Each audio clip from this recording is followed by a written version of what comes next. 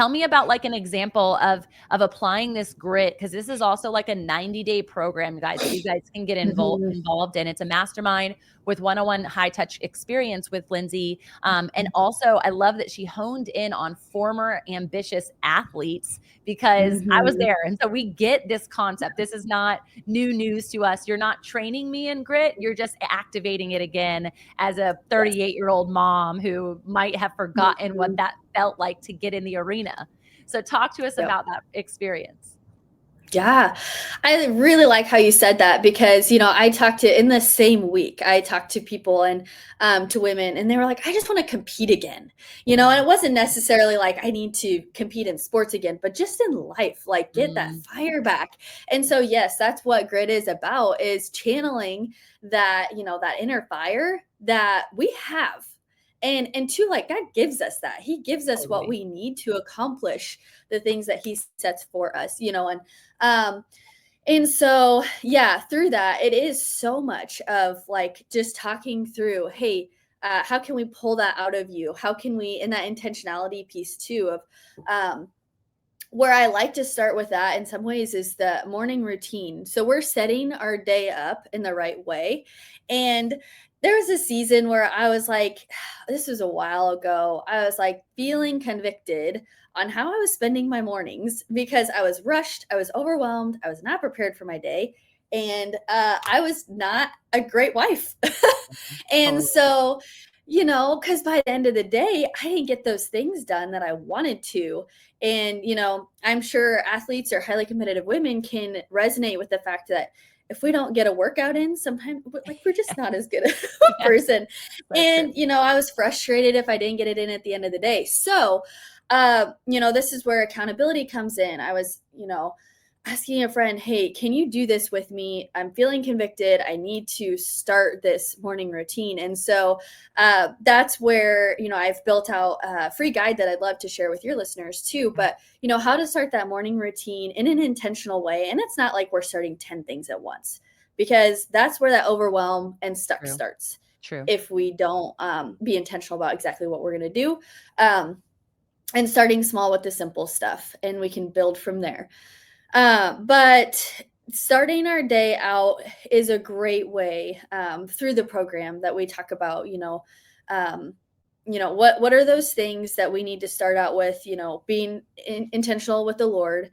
And then that way it just trickles into the rest of our day so much. Sure. We feel so much calmer and all of those things. And we can hear this over and over again about morning routines are great. But, as believers, I think that, well, I guess I'll, personal experience, if I'm not intentional in that area, or if I'm not, pursuing grit or, in a way that aligns with the Lord, then I don't feel like I can serve others best. So true. And that is not being purposeful at all. And again, going back to that identity, it will trickle into other areas of life. But, when I know my purpose is or why I'm doing something, I'm doing this so that I can serve others better.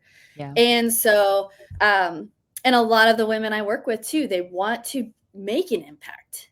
And so just through those different steps, that one-on-one, like we're being intentional to set goals and know that we can pursue them, but also know that there's intentionality in that too, that's not the end all be all. The end all be all is that we are following Christ. Yeah. Yeah. I love, there's a lot of layers to that. And like, I'm sure people have read Atomic Habits in our community before, and knowing like the layering the small in order to have the catalytic exchange that we want and outcome that we want. As I process, like my morning routine had the most jolt when I had a baby, and now I have two. And so I encourage, as you go through that, you're going to have that, you're going to be exhausted, like in a different way. Right. And so now you're going to have a whole nother layer of like, okay, well, I can now understand why this person or this mom is having such a hard time here, here, and here. And the relatability of all of us as we go through any season, it helps us to have more empathy for different types of clients and different community members. And when I finally said, okay, I can't let the baby wake me up. Like, but the baby cannot be my alarm clock, because I would be so agitated. I would feel like, okay, I need more sleep. I need more sleep. And then the baby needs me to milk, right? It's like time for me to get on different farm life for you. It's the nursing life.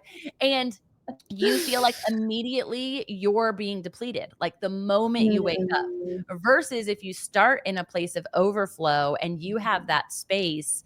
Sometimes people will call this self-love, or they'll even perceive it as selfish. Well, I don't be selfish because X, Y, and Z. I don't want to leave the house and leave my husband here because then he doesn't get to go to the gym, or whatever that looks like. But it is from the overflow that we make impact. And so if we're depleted, no impact can happen for anybody. And so it's recognizing that for all of us. And it helps everyone in our vicinity, everyone in our sphere of influence is like, ooh, something's gotten into you.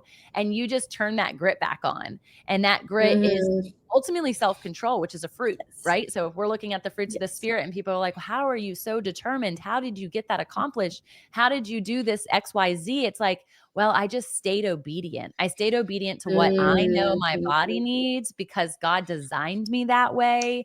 I'm a living vessel, and I want to be an overflow, not a broken, cracked vessel that holds nothing but complaining and griping and overwhelm and sadness and all the things that truly lead. And like you said, anxiety. Anxiety is where broken vessels like to hang out. That's like their zone. Depression and anxiety will linger if we aren't fully made whole in Him continually. Absolutely. Absolutely.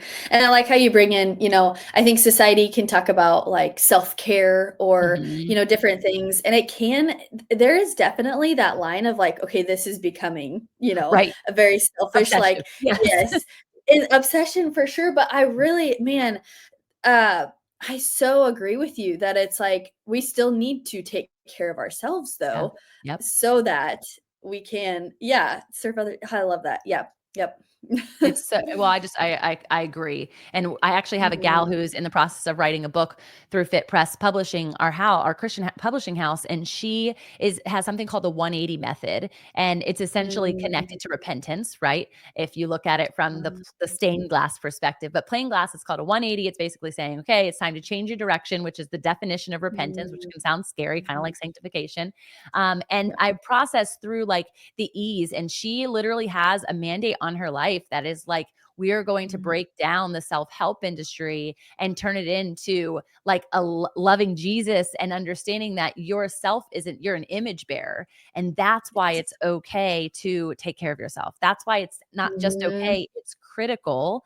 Because if Jesus himself didn't take care of himself, and he whisked away for time by himself. So where my solo date night girls at, or retreats, I'm like all for go get your own time in. But also like you saw when he ate, and you saw when he fasted, and you saw when he prayed, and you saw when he was with just a small intimate group of people, and when it was okay for him to be with the masses. And he demonstrated self-care really beautifully, and his self was always to serve.